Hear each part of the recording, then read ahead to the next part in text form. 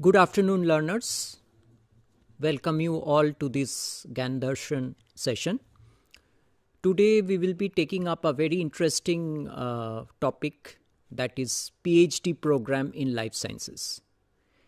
Now, perhaps all of us know that IGNOU conducts undergraduate program in life sciences, and in the last year, that is 2024, we have launched the MSc Zoology program also.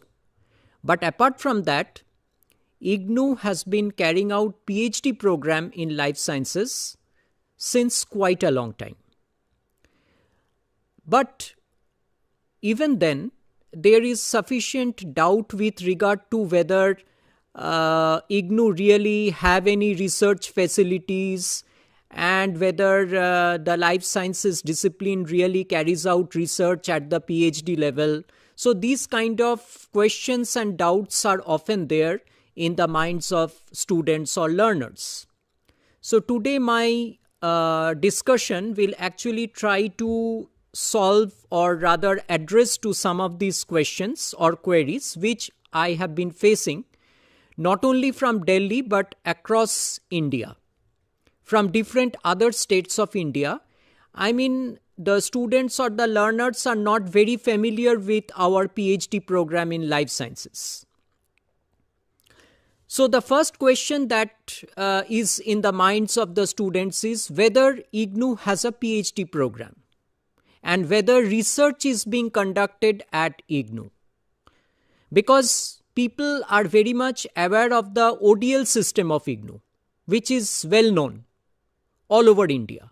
That is the online and distance education. But since PhD does not involve online or distance mode, it involves regular mode as per the UGC guidelines. So there is enough confusion and doubt in the minds of learners that whether at all IGNOU has a PhD program and what is the nature of the PhD program. Since I am professor at the discipline of life sciences, Department of Life Sciences, so my discussion would be centered around PhD program in life sciences. So the first question is, yes, IGNOU has a PhD program in life science, and that is a regular program. That is not an online or distance, that is not conducted in online or distance mode, as per the UGC guidelines. Now, there are certain questions as to if we have a PhD program, then what are the procedures? In what way do the students, how the students will get enrolled, how the students will carry out research in any branch of life sciences at IGNOU, being registered as a scholar, PhD scholar of IGNOU. So today we will be discussing on some of the points and some of the common questions, as I have said, that I face from the students. Now, we all know that the PhD program is, PhD people usually do PhD after completion of their master's degree, that is MSc degree, normally.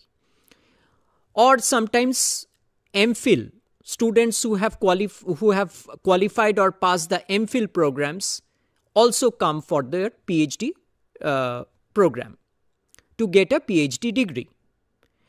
Now, before I begin the details of it, let me clear the point that now it is mandatory for a student to get enrolled for the PhD. It is mandatory to clear the NET examination.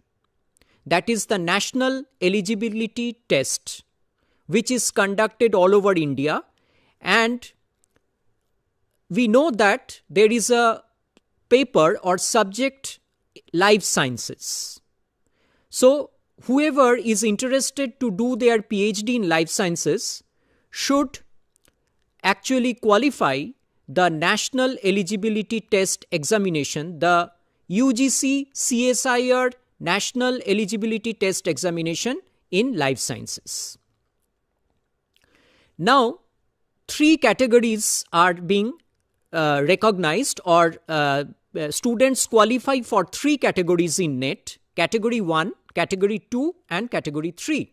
Category 1, that is who have the JRF, that is who qualify for the Junior Research Fellowship. Category 2, who qualify only the lecturership. They can also do their PhD, of course. And Category 3, who do not qualify for PhD, or who do not qualify for the lecturership, who do not qualify the Junior Research Fellowship, but they can only gain entry for the PhD without any fellowship. So first one is, that is JRF-ship with fellowship. Also they qualify the lecturership. Category 2, only lecturership. They can do also PhD without fellowship. And Category 3, they will not get the lecturership, but they can only do PhD without fellowship. So for each of these 3 categories of NET, you can come for your PhD. If you want to apply for your PhD in life sciences at IGNOU, you have to qualify the NET examination in life sciences, and you can actually apply for the PhD program at IGNOU. Now I will come to the procedure as to how we actually select students for life sciences for the PhD program. I will come to the procedure. So the first point is, yes, IGNOU has a PhD program in life sciences, and this program is being continued for quite a long time. It's a very old program because a large number of PhD students have actually got their PhD degree from the discipline of life sciences. And all the faculty members, currently we have 4 faculty members in the discipline of life sciences, and all the discipline members or the faculty members, they are very much enthusiastic about research. They are very much caring for their current PhD students, very enthusiastic for their research. And so the students can definitely apply for their PhD program under any of the faculty members or the supervisors, PhD supervisors. But mind that this is not an online or distance mode. This is in face-to-face mode. That is, you have to be present physically at the IGNOU campus, that is at the headquarters, Maidangari, New Delhi headquarters, where we have lab. I will show the well-organized lab which is present in our discipline, where you can pursue your research with adequate space. I will come to that after a short time. So the discipline has a well-elaborate laboratory and facilities with adequate space to support the research. Now, next question is whether only the students from Delhi can apply for their PhD program at IGNOU. The answer is, it is open all over India. Not only the students from IGNOU or the resident, not only the students from Delhi or the residents from Delhi, but all over India, any state, you can apply for your PhD program in life sciences at IGNOU. So we have the concept of supervisor, co-supervisor. For instance, if you are a working personnel or you are working as a teacher in a school or maybe even in a college or a university, and you want to have your PhD degree and you have qualified NET, mind that the validity of NET for category 2 and category 3 is 1 year, and for category 1, that is with JRF-ship, that is 3 years. So you have to make sure that your NET score that you have, it should be valid. That means the NET should be, you should have passed or qualified the NET examination recently. It is not too, it should not be that it's too old. For category 2, category 3, it's 1 year validity. And for category 1, that is JRF-ship, it is 3 years validity. So make sure that you apply for the PhD program within that tenure till your score is valid. So if you are a working personnel, coming back to my point, that if you are a working personnel or if you are a teacher working in any college, any university, or even in a school in any state of India, then also you can apply for your PhD program, provided you have qualified the NET examination. And in that case, you can work at your parent institute in your state. So you can take a co-supervisor from that institute where you are working, okay, or in your college. If you are working in a college or university, you can take one co-supervisor from that particular state, and we have the supervisor from the discipline of life sciences, and in that way you can also pursue your research in a supervisor co-supervisor combination. So it is not at all a problem that how to pursue your research or how will you conduct your research. Because in science you also need a laboratory. Usually most of the experiments, they involve laboratory experiments. So if you have a laboratory in some other state where you are actually working, you can take the help of the co-supervisor from that existing state also. So that we are open to that.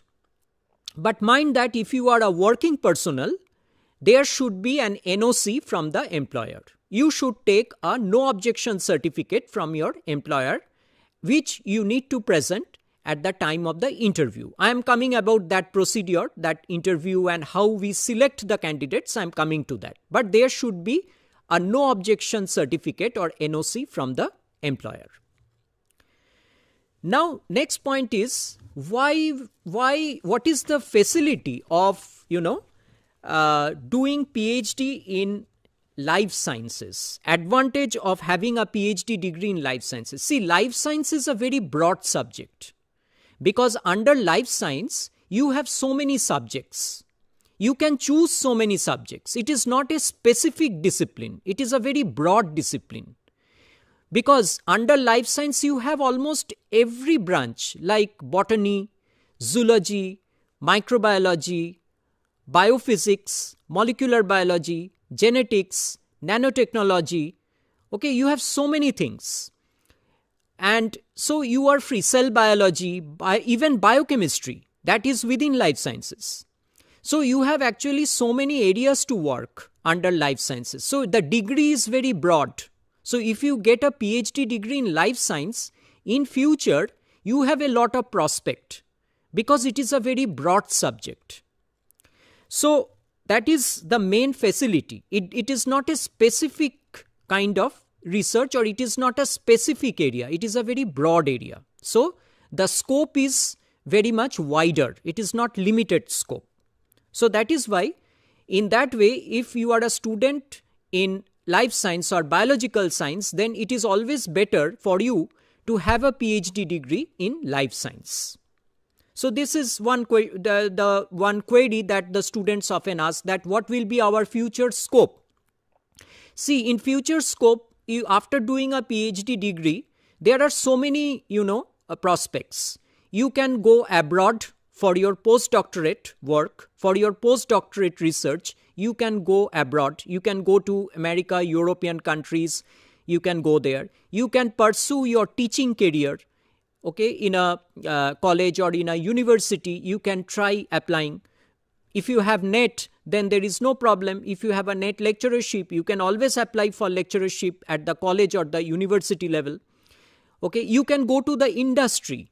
You can join any industry, or you can work with any, multinational companies also, because biotechnology is also a part of life science. Under life science, you also have biotechnology, and it is a flourishing kind of discipline or a subject. So you have so much scope in biotechnology, molecular biology, genetics, immunology. So all these are actually areas of life sciences.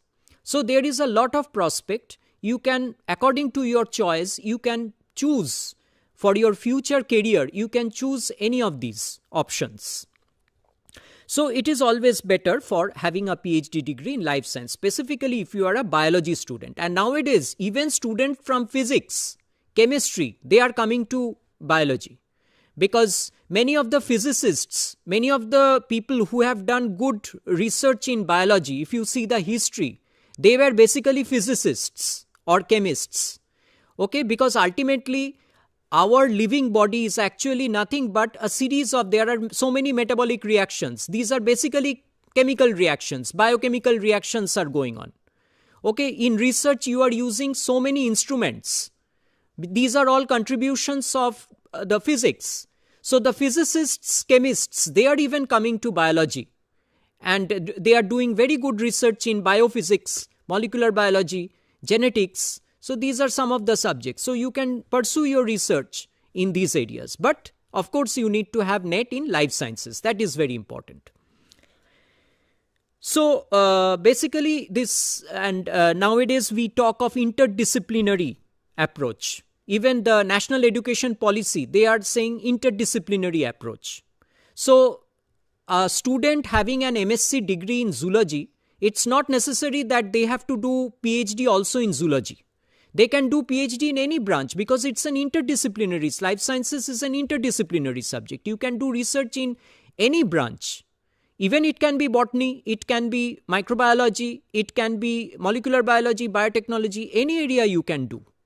And that will actually enhance your scope in future because you have command over so many disciplines, or you have command over so many techniques, or command over so many subjects. So you have a lot of prospect or scope in future. So you have to keep that in mind. You should be very broader. You should have an interdisciplinary approach when you are doing research, and you should be open to it. Not that I have done study on this, so I will be focused only on this. No, it should be a broader, kind of outlook. Then you have a better scope or prospect in future. Now we come to next point is that if supposing you are applying for PhD program in life sciences at IGNOU, provided you are having the NET qualifications and all these things, then we actually at IGNOU, there yearly we publish advertisements. So there are advertisements which are being published from the research unit. We publish advertisement regarding the vacancies. That is, how many vacancies will be there for life sciences. So there are advertisements, and based on that advertisement, you have to apply. So normally a window is given, a time frame is given within which you have to apply for your PhD program. Of course, you should have the MSc degree. So that is the MSc degree and NET, as I said, these two are mandatory. You should have that. You should have completed that. So you can apply. And there are specifications given. You have to go through those specifications and you have to apply within that time frame that is given. Now, once you apply, your applications will be, of course, screened, and following screening, there will be a shortlisted, display of the shortlisted candidates, and they will be called for the interview. Now, a specific date will be given based on the submitted applications. A date will be given when you will be called for your interview. Now, in the interview, for category 2 and category 3 students who have the NET score, there 70% weightage is given from the NET score and 30% weightage will be given from your interview.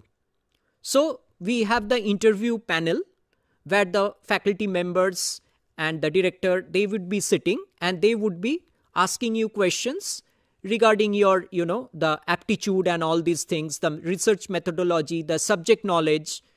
They would be asking you the questions, and based on your interview performance, that is 30% weightage and 70% from the NET score. That is for category 2 and category 3 NET qualified candidates. For category 1, that is those who have the JRF-ship, who have the junior research fellowship, for them 100% will be based on interview. 100% of the marks allotted will be based on interview. So in that way, your interview will be completed. You will appear for the interview will be taken, and then finally, final shortlisted candidates who qualify the interview, that will be displayed. So that completes your interview procedure after you apply. Once that is done, now you will be asked for the enrollment. That is, you need to enroll for your PhD program. So again, a specific date will be given, a deadline will be given, within which you will have to complete your enrollment.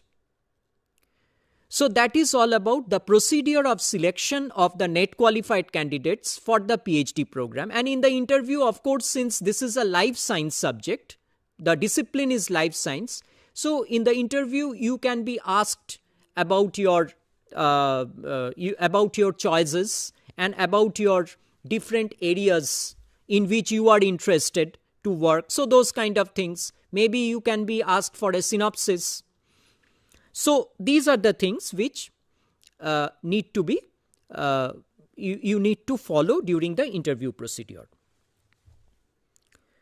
Now we come to after, let's say, you qualify the interview and you enroll yourself for the PhD in life sciences. Next, what you have to do? Next is, it is mandatory for any student to undertake a 6-month PhD coursework program. So you have to carry out that, you have to participate or you have to be there present in the 6-month PhD coursework program, which is again conducted in face-to-face mode. It is not in the online or distance mode, mind that. So the a scheduled routine will be there, and you have to attend the PhD coursework classes. You have to be physically present at the headquarters in IGNOU, and you have to actually take those classes. Okay, mostly for life sciences, we have two compulsory subjects and one optional subject. The two compulsory subjects are each of 4 credits, and the subject, that is the optional subject, is of 8 credits. For instance, under the compulsory subjects, you have the research methodology, the biostatistics and computer application, the biological techniques. So these are compulsory subjects. Mostly 2 compulsory subjects are being given, or the students have to take 2 compulsory subjects, each of 4 credits, and the optional subject. The optional subject is, of course, based on the area in which you will work. We have a pool of optional subjects from where you have to take one depending on the expertise of the supervisor as well as your choice of research. That is of 8 credits. In addition to that, there is another mandatory course, that is the research ethics, of 2 credits, which is also conducted at the university level. So the assessment for this coursework is made in the form of continuous assessment, that is assignments, etc. And at the end of 6 months, you have to appear for a terminal end examination, which is mostly, if the session starts in July, then the terminal end examinations are normally held in December. So you have to appear and you have to qualify the PhD coursework examination. Qualification means you have to qualify 55% marks in each of the courses. So one part is the assignment part or the continuous assessment part, and another part is the terminal end examination. For each of these courses that you are taking, you have to qualify the PhD coursework program, and then you will finally get the mark sheet or the certificate out of that. So that completes your 6-month coursework program, and only after that you will be eligible to submit your synopsis. Now, what is synopsis? Now it is the time for you to choose in which area you are going to work. What will be your subject of research? Now, make sure that you do not choose a subject of research which does not align with any of the faculty members. For instance, if you choose a subject which is not at all tallying or matching with the subject expertise of the existing faculty members, then there will be no one to guide you. So your choice of research or topic of research should, even if it does not totally match, it should have some alignment with the research area of the existing faculty members, because they will be there to supervise you. Now question is, how do I choose my area of research? Or sometimes even some students ask me, how will I choose a supervisor? Or how will I choose a research area? This is another very relevant question which comes in the minds of the youngsters who are not that experienced, who are coming to research for the first time. Now, first of all, your area of interest is of course important, because you have some areas which attracts you more. For instance, plant life attracts you more, because the plants, they are so much, they have so much vital importance. Okay, there are so many areas. It's fascinating how the plants, they are facing the environment, how the plants are facing the global climate change, how are they surviving, what is the mechanism of nitrogen fixation, okay, how the plants fight against the pathogens, or how the plants uptake the nutrition from the soil. So these are some of the areas. Again, if you take microbes, like say microbiology, then again, that there are so many microbes which are causing the infections. The pathogens are there. Pathogenic bacteria, pathogenic fungi are there, which are causing so many infections. Infection to the plants, infection to the animals. What is the mechanism of infection? How will you overcome those infections? Okay, so that is another area. Many people, they actually prefer cell biological studies, immunological studies. That is the different cell signaling pathways. So there are so many areas in which you can work. So your area of interest, that is number one. Number two, sometimes, as I said, sometimes depending upon the area of the supervisor, area of research of the supervisor, you might have to little bit modify your area of research. Like it is not totally matching, but maybe a slight modification will lead to the matching or alignment with the supervisor. So you see, you should not be very restrictive. You should not be very specific. You should be a little bit broader if you really want to get into it. I mean, you should be open to interdisciplinary approach, not very restricted or very specific approach. That is important. Next question is that how do I choose a supervisor? Under whom I will work, how will I choose that person or the teacher or the supervisor or the researcher or the scientist under whom I will work? How will I choose? What will be the basis of choice? So it is very easy. You can check the profile of the person. That is, what is his research profile? You can check the research profile of the supervisor, because nowadays there are so many platforms available. Google Scholar, then you have the Scopus, you have the ResearchGate, you have the ORCID. So these are all available. You can go to, you can just type the name of the person and you can see the research profile of that person, that in which area the person works, what is his publications, what are his or her publications, okay? What is the H index and I-10 index of the particular supervisor? Now, what is meant by H index and I-10 index? I think those who are coming to research, you should know this. What do you mean by H index of a supervisor or I-10 index of a supervisor? H index is actually a metric which is used to assess the impact and productivity of work of any researcher, scientist or teacher. Now, supposing H index is 10, what does it mean?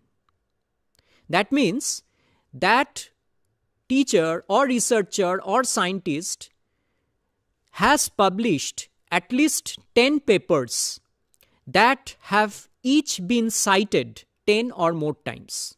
What is citation?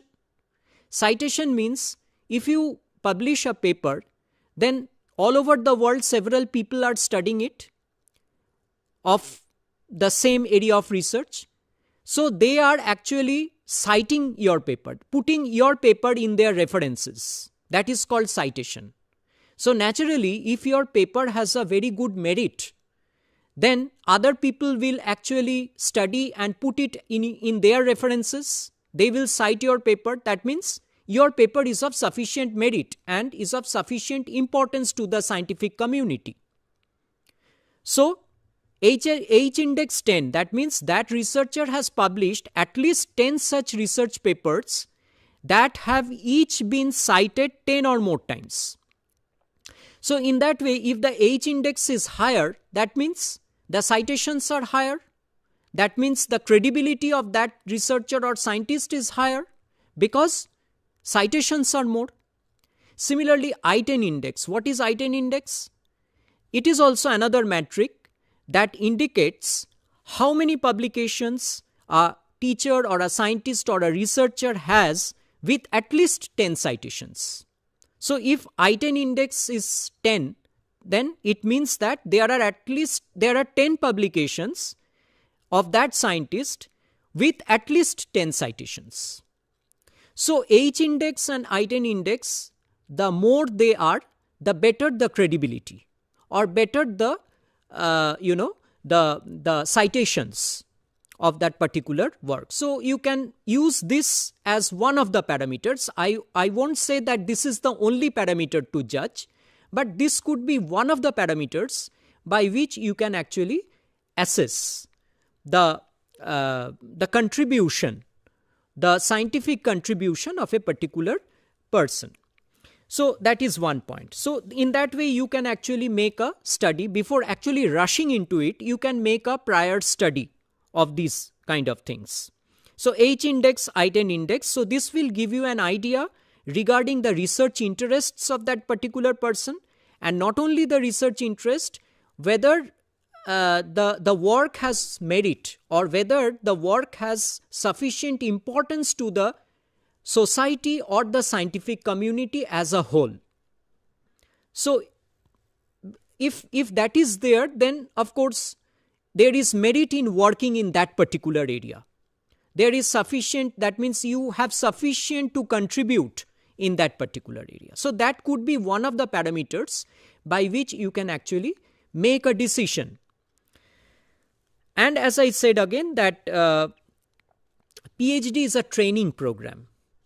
It's basically a training where you get to learn some techniques. You do some experiments. If you are doing laboratory experiments, you are doing the experiments. So basically it's a training program. And as I already said, that if you have an interdisciplinary approach, then don't be too much subject specific.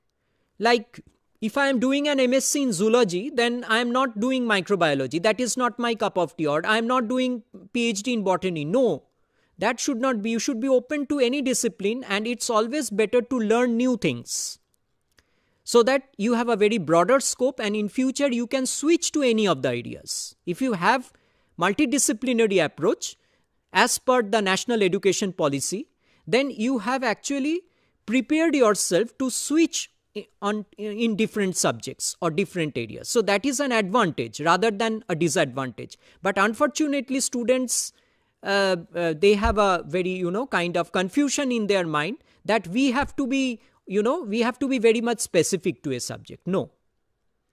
At least the NEP does not say so. So that is all about that. How will you choose a laboratory? How will you choose a supervisor? How will you choose your subject of research? Of course, I am talking with respect to life sciences, because here there are, under life sciences, as I already said, you have so many subjects. So you have so many kind of options to work. Okay. And you can actually link the different subjects also. Okay. a student, supposing you are working in plant microbes.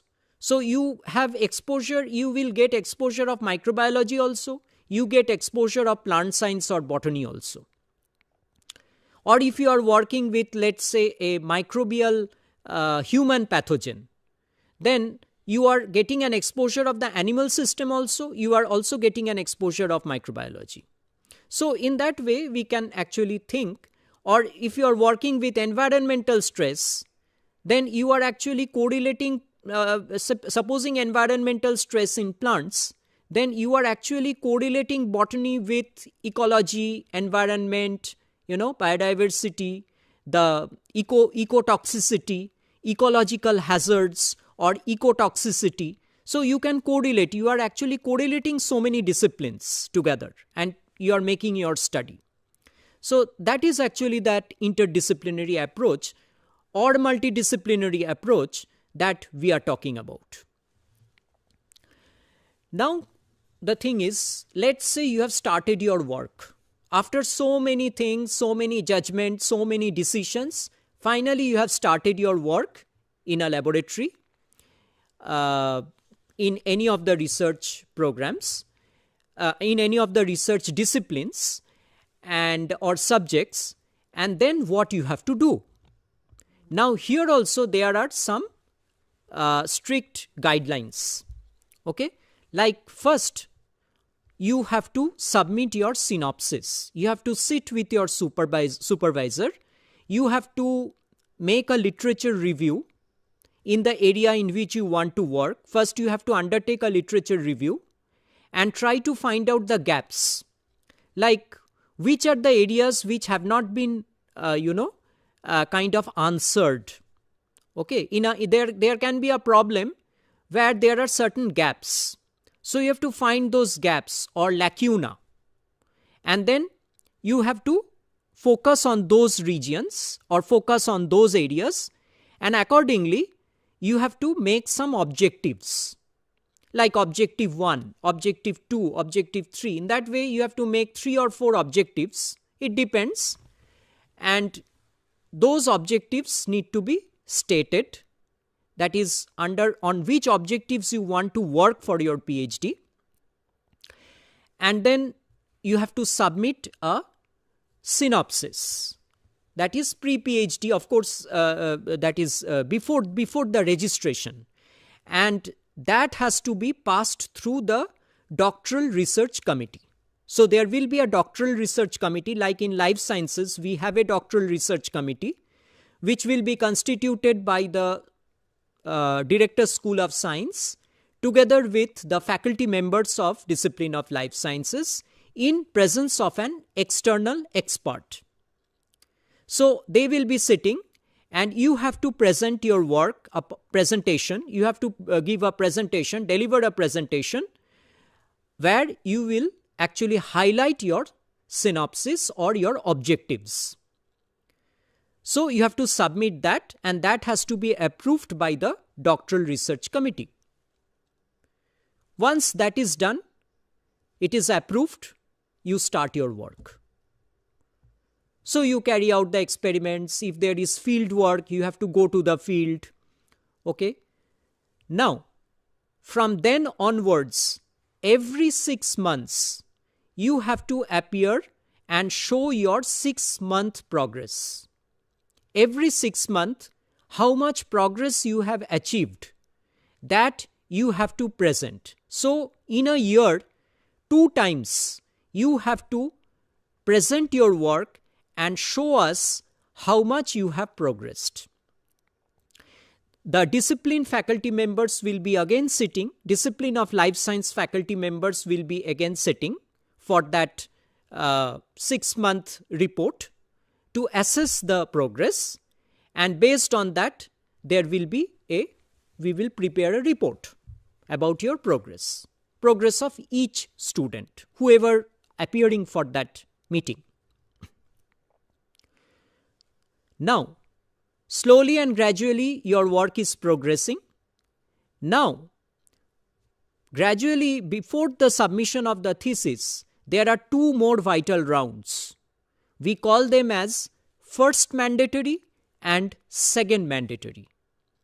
First mandatory, again in presence of the doctoral research committee, in presence of external examiner, okay, and the director school of science together with the faculty members. That is the first mandatory. It should be satisfactory.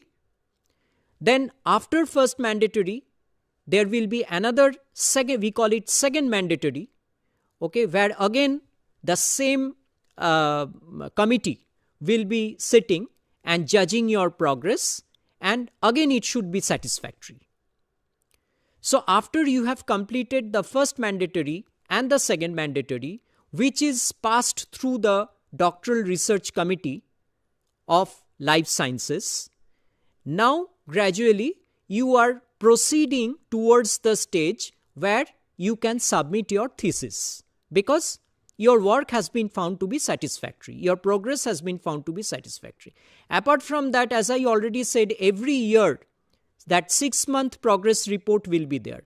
So you see that we are very vigilant about your progress. It's not that you have just joined and your work progress is very slow. Then that is not acceptable, because you need to work and show your progress. And there are certain checkpoints which you need to fulfill in order to enable your thesis to be submitted. So after completion of second mandatory, then only the time comes for your pre-PhD submission. That is, again you have to present your work. Whatever work you have done for your PhD thesis, that you have to present in the form of your presentation, PowerPoint presentation, in presence of again the doctoral research committee of life sciences. So once that is done, now you are ready for thesis submission. So all of them have given satisfactory comments, and now you are ready for the submission of your PhD thesis. Now mind that after delivering your pre-PhD seminar, you will be given 3 months' time to submit your thesis. It should not cross the 3-month limit. This is very important. So, before submission of pre-PhD, before submission of your thesis, think carefully when you are going to give the pre-PhD seminar, because after that you will be given 3 months' time only to submit your thesis. So your thesis should be almost in a, if not totally completed stage, at least somewhat you are prepared for submission. So that should be the stage where you should deliver your pre-PhD seminar. And the PhD thesis need to be submitted 3 months after that. Of course, there are again certain guidelines for the preparation of your thesis. As per the UGC guidelines, the similarity index should be less than 10%. So you have to generate a similarity index report based on some software that it should be less than 10%. So those kind of checkpoints are there, and you have to follow that, and then finally you can submit your thesis, PhD thesis. So what is the minimum time? That is 3 years. I mean, from the date of registration, you have to work at least 3 years. Not before that you can submit your thesis. And the maximum time is 6 years. So the minimum time is 3 years. 3 years you have to work, and the maximum time is 6 years. Sometimes under certain special circumstances, it extends, but you should take 6 years as your limit in a normal procedure or in a normal schedule. So 3 to 6 years is the time range for the submission of your thesis. Now, after the submission of your thesis, of course, it will go to the referees. I mean, it will go to the external reviewer who will review your thesis, and they will give their comments, if any, and they will give their opinion about your thesis. And then they may be asking certain questions also, and then you have to face a viva voce examination. If everything is fine and there are certain small queries or clarifications that need to be addressed at the time of your viva voce examination, and once you have successfully covered your viva voce, finally you are eligible for your PhD degree. So provided you have successfully addressed all the queries of your thesis at the viva voce examination. Again, there will be external examiner or external expert. Of course, your supervisor will also be there, and co-supervisor, if there is any co-supervisor, they will also be there, and you are facing the viva voce examination. And only after that you will be qualified or you will be awarded your PhD degree. So that is the normal procedure for your PhD program. In fact, this is true for all subjects or all disciplines, but since I am from life sciences, so I want to, my main intention is to draw the attention of the students who belong to any branch of life sciences. Botany, zoology, microbiology, biochemistry, biophysics, genetics, ecology, okay, environmental biotechnology, so any area, immunology, cancer biology. So there are so many areas in life sciences. So I hope I could make these points clear, and I also draw your attention about the coursework program, because don't think that is in ODL mode. That is of course in the face-to-face mode, so you have to be there. Okay, now next point that we need to cover is that what would be the prospect, which I already mentioned. What would be the prospect after doing PhD? Where should I go? So as I said, after getting a PhD degree, you can join a university as a teacher. You can join a college as an assistant professor, or you can pursue research also. You can conduct your future research. You can join any industry, okay, and you can join if you are working in any area of biotechnology, then you can join any multinational companies. In India, there are several seed companies. You perhaps all of you know about the hybrid seeds. So there are many biotechnological companies who are producing the hybrid seeds. That is basically through hybridization, that is through breeding, plant breeding. So they are producing the hybrids, and they are producing the hybrid seeds. Then all of you know about the GM technology, genetic modification or genetic engineering, which is also a branch of life science. So you are preparing the transgenic plants. Okay, you are creating the genetically modified plants, which can perform better in the in response to the environment. They can produce more, or they have some more additional nutrition. That is the biofortification. So we have the genetically engineered crops. So there are many companies who are actually working in these areas, the genetic engineering or the transgenics. They are working. So you can join them. You can work in such multinational companies, you can join them. Then, there are many pharmaceutical companies, like for instance, herbal medicines. Or let's say you are isolating any medicine from a plant, medicinally important plant. You are isolating any medicinal extract, or let's say herbal extract. So there are several pharmaceutical companies who are working in that area. So you have so many areas where you can join.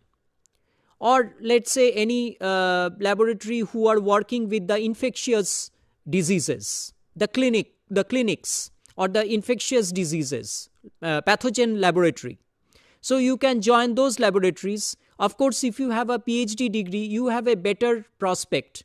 I mean, your not only in terms of your economic benefits, but in terms of your, the position that you have, the official status that you have, that is also higher if you have a PhD degree rather than just having an MSc degree. So this should create more interest in the minds of students to come to research, to join PhD degree, and after completion of PhD degree to pursue your research or to be in the academic field. So as a teacher, always my intention will be to find my students in the academic sphere. Okay, whether in terms of research or whether in terms of teaching. Because as a teacher, I will always want my students to be also in the academic field, be a teacher or be a researcher. So that is my main intention of today's discussion also, that I really want to foster in your mind the that is the interest or pursuit for research, pursuit for your PhD program. Okay, so try to carry on your academic endeavor. Now, the last towards the end, I want to show the research facility at IGNOU.